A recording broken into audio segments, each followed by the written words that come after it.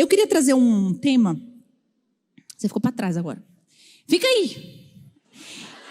Eu trouxe um tema que é sobre um assunto que acho que muito fala sobre mulher, que é como ser... Eu sei que você vai me dar bem no meio quando eu fazer essa pergunta, mas como ser suficientemente boa? Qual é o padrão? Porque, vou contextualizar aqui para vocês. Eu acho que muitas vezes acontece, né? E eu vejo isso aconselhando mulheres, quando eu faço vídeos na internet, as pessoas me procuram, enfim, que dizendo isso: eu tenho medo de ter errado a minha vida inteira com os meus filhos. Eu tenho medo de não ser boa o suficiente, né? Porque eu olho para fulano, eu olho para isso, eu olho para aquilo, né? Tem aquelas referências na internet. E eu não sei se eu sou suficiente para aquilo que eu sou colocada. Então, eu queria tentar, assim, conversar sobre isso, porque existe muitas vezes uma culpa muito pesada. A gente nem sabe de onde vem, não sabe como isso se desenvolveu em nós, mas uma culpa muito grande sobre a vida. A gente se sente muitas vezes incapaz no trabalho, incapaz como mãe, incapaz como esposa. Parece que a gente sempre está nesse lugar abaixo de tudo aquilo que a gente vê, porque parece que a gente vê todo mundo vivendo maravilhosamente bem e a gente está sempre abaixo. A minha pergunta é: como ser, então, como suprir isso, ser uma mulher suficientemente boa? Traz 10 dicas. Ela vai falar o quê? Ela está aí para me ajudar a perguntar. Porque ela também não sabe. Cara, ficou na minha mão, então. Entendi. Como ser suficientemente boa, né? Vai ser ruim, porque eu acho que a primeira coisa que a gente tem que fazer é jogar fora o Instagram. Jogar fora a rede social. Jogar fora qualquer tipo de comparação, porque eu acho que hoje em dia, desde 2000, em 2000 a gente teve a rede, né? A gente teve a inauguração da internet, redes sociais e tudo mais. Não, internet. E em 2010 nós vivemos a ditadura das redes sociais. Então acho que... O falecido Orkut. A primeira vez que, né? Orkut, Facebook. Isso tem, a gente já comentou num pod, que tem estudos feitos, que a partir desse momento nós perdemos o prazer da singularidade, de ser único, né?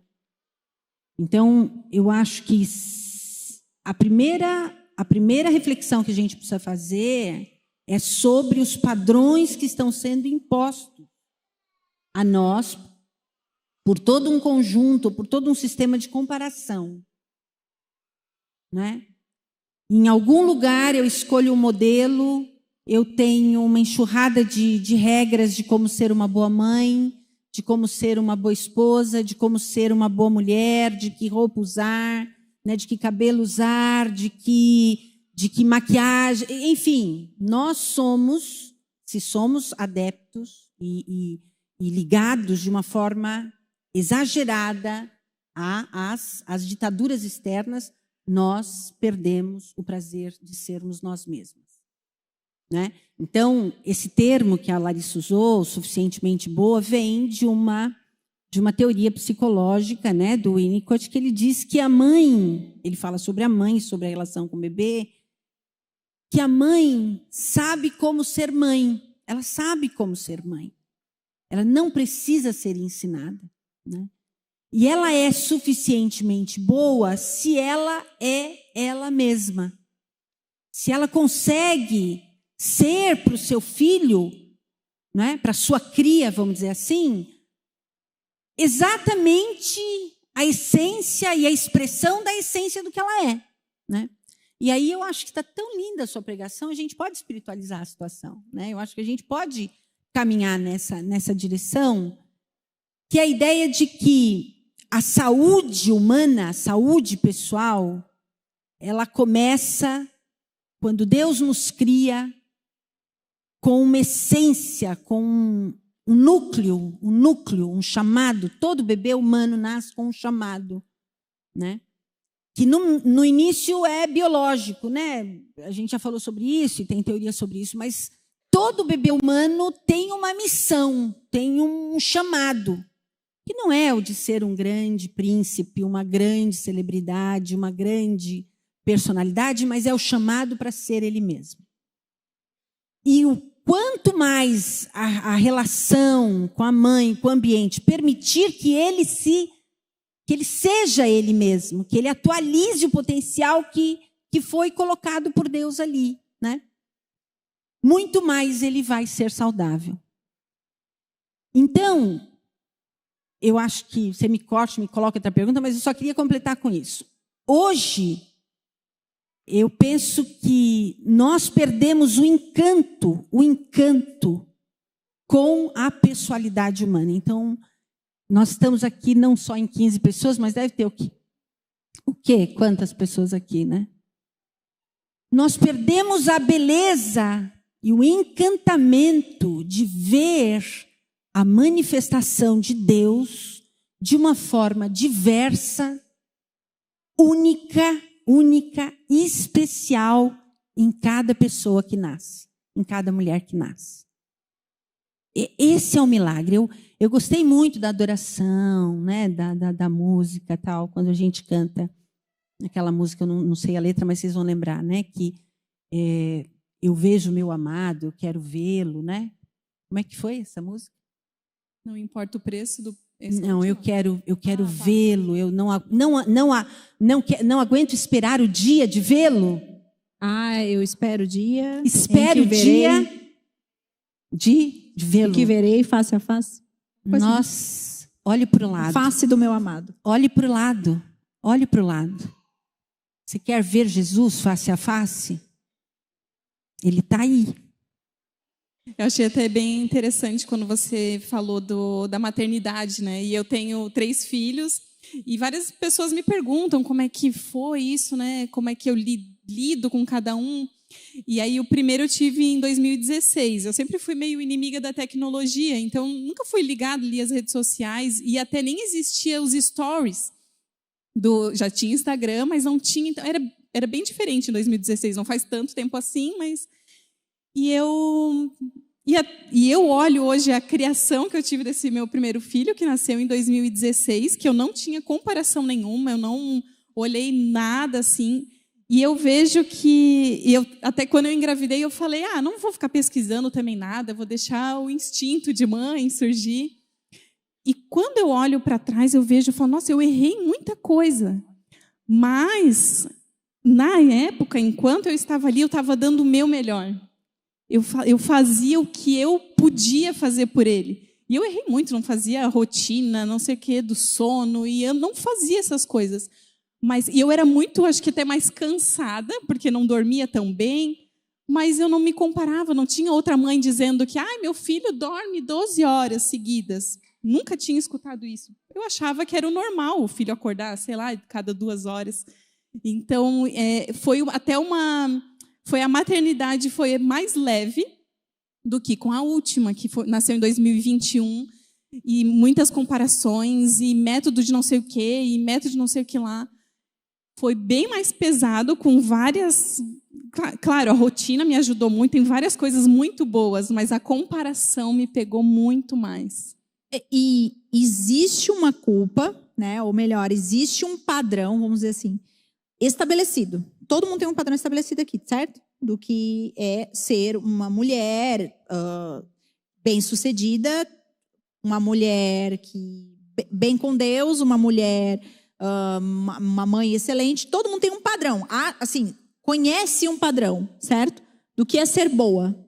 Da onde vem esse padrão? Nós estamos falando aqui, claro, mas não parece ser muitas vezes um padrão interno? Porque o que é ser boa?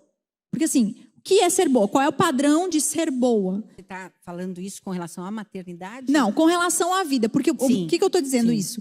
Porque sim, muitas vezes o que é ser boa para uma não é bom para mim, né? Então, quem definiu esse padrão do que é ser bom e excelente? Não tem, eu acho que não tem um padrão, obviamente, né? Porque se a gente trabalha com padrões externos, a gente vai desenvolver o que você falou aqui, né? Que é o falso self, o falso si mesmo.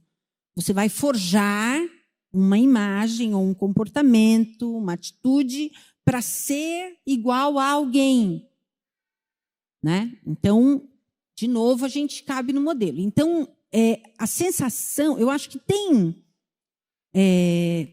uma satisfação que também a gente tem desconhecido muito, eu percebo que as pessoas desconhecem, que é a satisfação de viver a partir do centro e a partir de si mesma, né? Então, a gente fala muito sobre o lugar secreto, né? O segredo interno. E eu acho que esse encontro, essa sensação de estar vivendo a partir deste lugar próprio, traz essa sensação de estar sendo boa o suficiente, né? Porque eu acho que é a conjugação de várias coisas. Por exemplo, você sabe, hoje em dia eu recebo muito no consultório isso, adolescentes que querem ter uma ideia maravilhosa, né, para enriquecer rápido. Então, eles acham que eles vão ser celebridade. Então, hoje, a maior busca profissional do adolescente é de ser famoso, né? Eu quero ser famoso, eu quero ser diferente. E é uma ilusão horrível, porque, né, a gente brinca, são 6 bilhões de pessoas nesse planeta. Eu acho que 0,0005% serão famosas, né? Então, o chamado da vida nunca foi para que você fosse o melhor. E eu acho que o evangelho, a gente também esqueceu disso. O evangelho sempre nos chama para menos, né? Para ser o menor, para nunca considerar ninguém inferior, né? Não considerar superior a outro. O que quiser chegar, né, primeiro, que seja o último. Aquele que quiser ser o melhor, que sirva. Então, é sempre o movimento do evangelho é sempre para menos. E eu acho que é sempre na direção desse encontro que só você e só a maturidade vai trazer, né? Que é uma certeza pessoal, interna, de que eu estou sendo uma pessoa, né, legal, eu mesma estou sendo boa. E aí, isso não tem a ver com perfeição, que é uma outra coisa que a gente tem que jogar fora, né? A expectativa de que você vai ser bom em tudo e de que você vai ser o melhor em tudo. Né? Existe até uma técnica de entrevista nas empresas, que é até uma resposta combinada, né? Que as pessoas já sabem, assim, quando o recrutador te perguntar qual é o seu maior defeito, a pessoa diga, eu sou perfeccionista, não é assim? Porque isso vai ser tomado... Meu defeito é amar demais. Amar demais. Ser perfeccionista é uma perseguição, porque você entende que existe a possibilidade de você acertar em tudo, de você ser o melhor em tudo, né? De você fazer todas as coisas muito bem. E saúde, estar bem, encontrar essa sensação, eu estou legal, eu estou bem, né? Consiste em você identificar as coisas que você faz bem. Eu sou legal nisso, nisso e nisso. E nisso eu sou péssima, não sei fazer. Então, a saúde é você vibrar com as coisas que são legais, você poder olhar no espelho e falar, sou boa. E aí, depois você me faça alguma pergunta que me faça falar, né, do olhar da mãe, desse contentamento que a mãe tem e que transmite já para um bebê recém-nascido a sensação de que ele é suficiente. Entende? Porque Como não... assim? Já fiz a pergunta. Então, assim, primeiro, a perfeição é impossível. A saúde é a possibilidade de você identificar as coisas boas, as coisas que você faz que dão certo, e de responsabilizar-se pelas coisas que não dão certo. Mas existe um germe, uma semente dessa satisfação, dessa sensação, né, de que eu sou boa e de que eu estou bem, eu sou a cara, né, que está nos olhos da mãe, quando ela recebe o seu recém-nascido, quando ela recebe o seu bebê. Vocês conhecem a fábula da coruja? Não? A coruja... A senhora não conhece a fábula da coruja? Por que a gente chama de mãe coruja? Porque a mãe coruja, na selva, O gavião estava comendo todos os filhotes de aves, e a coruja se adiantou e falou: poxa, seu gavião, né, ela é muito inteligente, o senhor, por favor, poupe os meus filhotes. Né, porque eu sei que o senhor anda comendo todo mundo aí, os meninos, né, os filhotes das minhas amigas, mas os meus filhotes, por favor, poupe. Não, dona coruja, eu poupo, claro. É só me dizer como eles são. Ah, eles são lindos, né?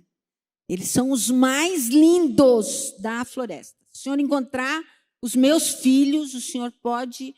Não vai ter dúvida. Tá bom, então. No primeiro sobrevoo, o gavião encontrou o ninho da coruja e falou: esse com certeza não é o filho da coruja. E comeu tudo. Então, mãe coruja é aquela que vê coisas que não existem, e é para isso que a gente existe. Entendeu? Para ver o indivíduo e para ver beleza e para ver, entendeu? É isso, por isso que a gente tem esse amor devotado. E isso é a expressão do amor de Deus por nós. Né? Nós somos quebrados, horríveis, coruja, né? Gavião. E Deus olha e se encanta e manda o filho dele para morrer por nós. Então essa sensação que uma mãe passa para o seu filho e diz: você é meu filho, traz essa sensação futura de que eu sou suficiente. Porque é um termo assim meio popular, né? A gente até já conversou em terapia, em sessão, sobre isso, que é a síndrome do impostor, né? Que parte dessa ideia de que é isso, que o que eu sou não é bom e ninguém pode descobrir de fato quem eu sou. Vocês já ouviram falar isso aí? Assim, é mais ou menos assim: se as pessoas descobrissem verdadeiramente quem eu sou, ninguém andava comigo, ninguém me contratava, né?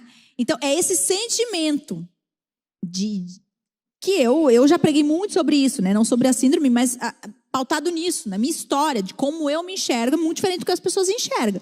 Eu não sei se é porque eu me conheço de verdade ou porque eu tenho um olhar muito trágico sobre mim mesma. Mas muitas que estão aqui, provavelmente, parte do que é padrão de ser boa a partir disso. E por isso que eu digo, né, o que é de fato ser boa? Porque se for para escolher uma pessoa que é boa o suficiente quando está sozinha, quando ninguém está vendo, né? Quando... Gente, não vamos encontrar, né? Mas mesmo assim, a gente sabendo que todos nós temos isso dentro de nós, né?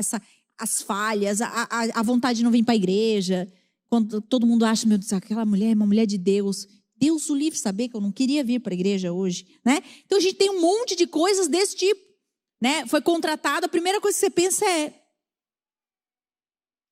não podem descobrir quem eu sou, o que eu sei, porque muita coisa eu não sei.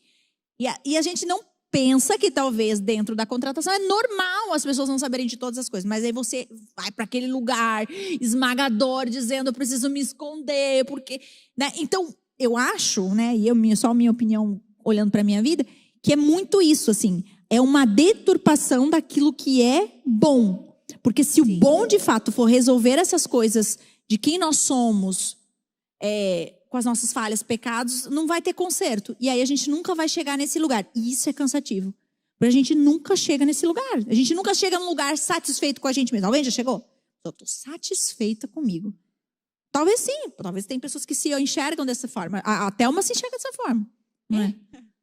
Então fala. Dane-se também. Fala isso pra mim. Eu sou... Aí, ó, viu? Não falei? Não. Resolvida, entendeu? Não, eu não sou. Eu acho que tudo é uma questão de equilíbrio. Eu acho que existem extremos, sabe? Eu acho que a pessoa também que se acha o cara... Eu estou brincando, eu não sou o cara. Né? Mas a pessoa que se... Não é o cara, é bem resolvida mesmo com as falhas. Bem, isso sim. Não é? Isso que eu tô falando. E eu acho, né, que ser suficiente é eu saber a minha limitação. Exato. Eu tenho um limite.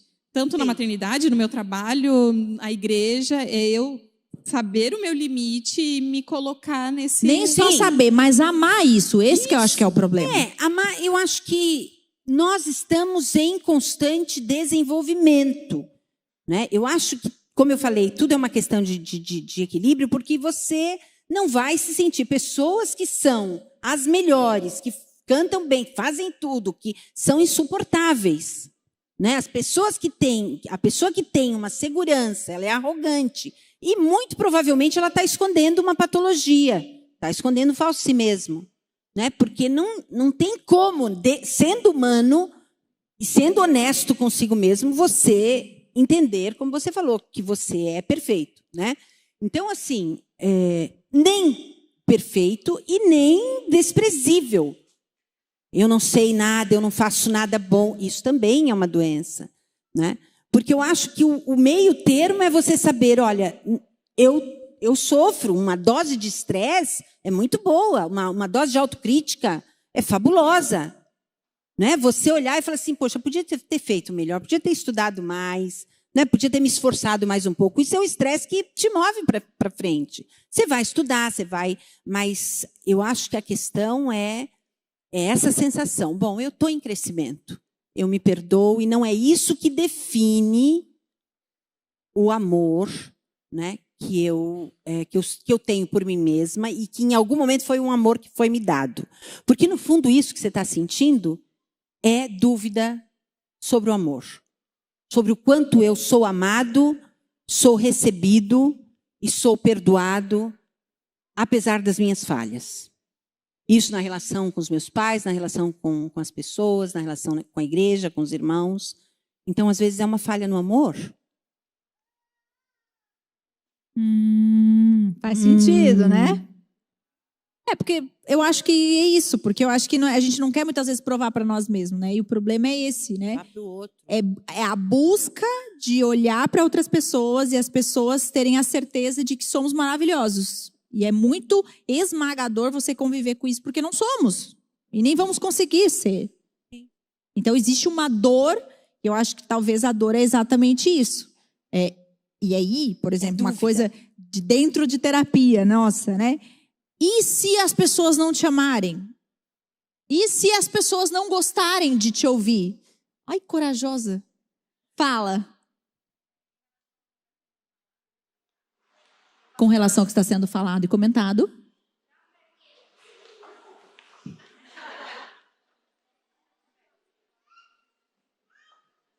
Eu acho que em relação ao que está sendo comentado, eu acho que é muito como você se demonstra ser e como as pessoas te olham.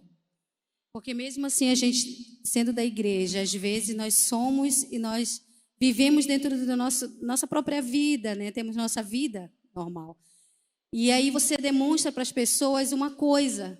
E as pessoas olham para vocês e dizem, poxa, mas como ela é boa. Como ela é perfeita, como ela é... Mas às vezes ela não te conhece como verdadeiramente, assim, te conhece, né? Como é que... Meu nome é Carmen, como é que a Carmen é verdadeiramente? Como é que eu sou? Eu tenho meus defeitos, nós somos feitos de defeitos, de falha, e a gente nunca vai chegar a uma perfeição. Perfeito foi só Deus, a gente tenta melhorar como pessoa, como ser humano. Entendeu? Agora, ser bom é você... Eu acho que ser bom é você se colocar no lugar do outro. Você fazer algo para o outro. Porque quando a gente vem para Deus, voltando para o Evangelho, para Cristo, quando a gente se volta e aprende do Evangelho com Deus, na caminhada com Deus, você aprende a melhorar, a ser uma pessoa melhor. Isso é ser uma pessoa boa.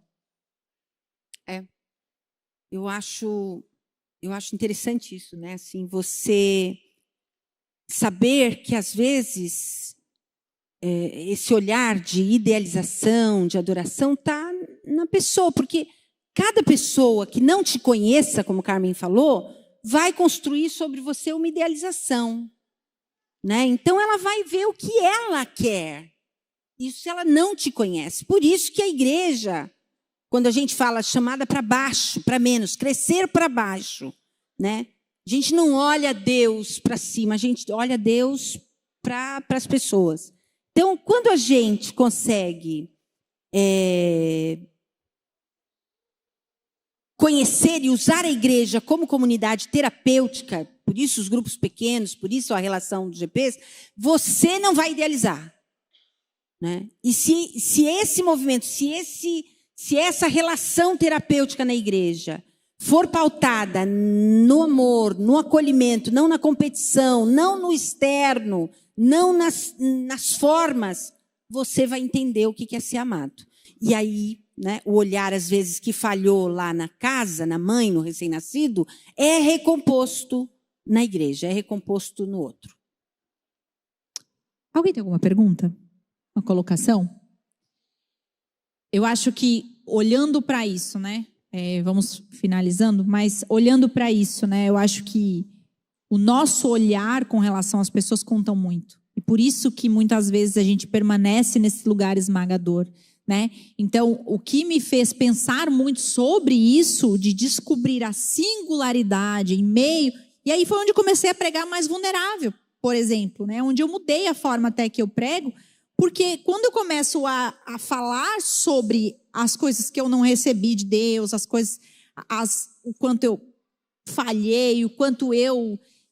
né, já contei sobre a minha história, sobre o meu casamento e tal. Quando eu vou falando essas coisas, é tão interessante que eu acho que...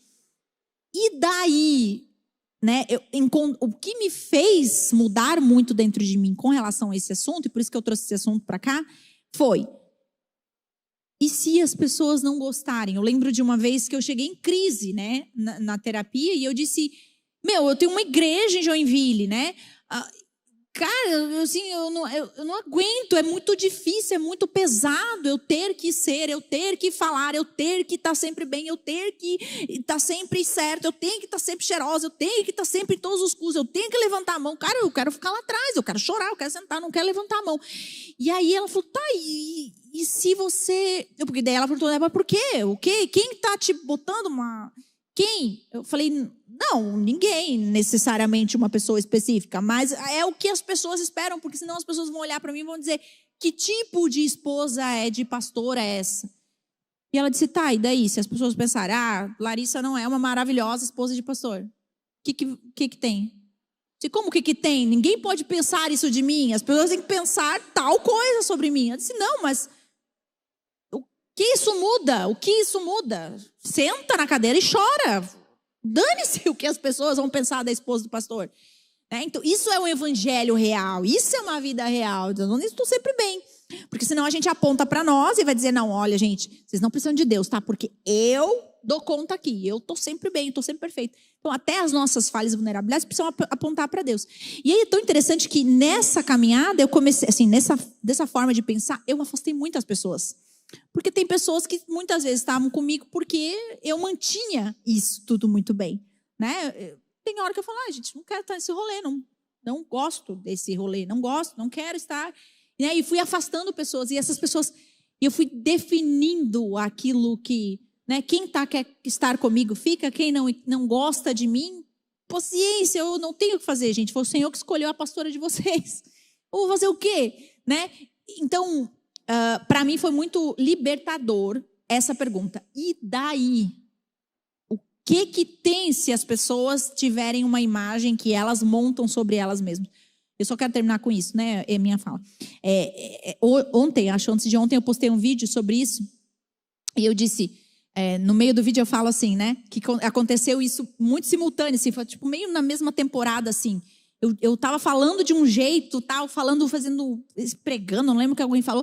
E aí a pessoa chamou e falou assim, cara, véi, eu te amo, velho. Tu é muito parecido com a minha mãe, tu me lembra muito a minha mãe, assim, e tal. E aí, enfim, contou que a mãe dela pregava e tal, e não sei o que, não sei o que. E aí teve uma situação na internet que eu estava falando sobre, eu até acho que era sobre criação de filhos também. E aí teve uma menina que falou assim, sério, Lara, eu preciso te deixar de seguir porque você me lembra muito a minha mãe. E eu odeio isso. Eu disse, gente, vocês precisam fazer uma reunião entre vocês e definir como eu posso ser para que eu não incomode ninguém. Porque assim, eu fazendo a mesma coisa que faço, eu posso ser... O mesmo motivo vai alguém me amar, o mesmo motivo vai alguém me odiar. Como isso é esmagador, né? Eu acho, só completando aí, eu te passo. Eu acho que esse é o segredo, né? Você ser autêntico. Eu acho que mostra essa ditadura. Se você quiser se dividir em 1000 pedaços para agradar 1000 pessoas, você não vai ser ninguém, né? E não vai agradar, porque a pessoa que exige de você perfeição vai exigir cada vez mais. E eu acho que quando a gente sai daquilo que a gente é para construir um modelo, a gente joga fora o maior tesouro que Deus nos confiou, né? Que é a nossa própria identidade e o quanto ela pode ser, né, ligada como um quebra-cabeça a outras pessoas, a outras identidades diferentes, o quanto isso revela a verdade de Jesus, né? E aí a Lari começou a pergunta, né? Como ser suficientemente boa, né? Acho que talvez lá perfeita. E a verdade é que não tem como. E até essa tua fala, Lari, traz o quanto você quis ser suficiente para as pessoas, para a igreja, né? E é impossível, né? Não tem como, né? Até a frase célebre, não tem nem Deus, nem Jesus agradou todo mundo. E é uma verdade, né? A gente realmente não vai agradar. E eu acho que o que a gente tem que pensar é como eu vou ser suficiente para Deus. Não porque Deus precisa de mim necessariamente, né?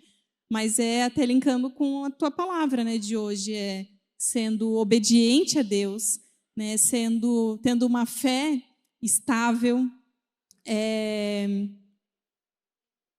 ser íntegro, né, essa aliança, né, a integridade da aliança, né, até se for pensar num casamento, numa amizade, enfim, em tudo, né? Então, acho que dessa forma nós seremos suficientes, né, uma fé estável, uma aliança com o Senhor e obediência a Deus.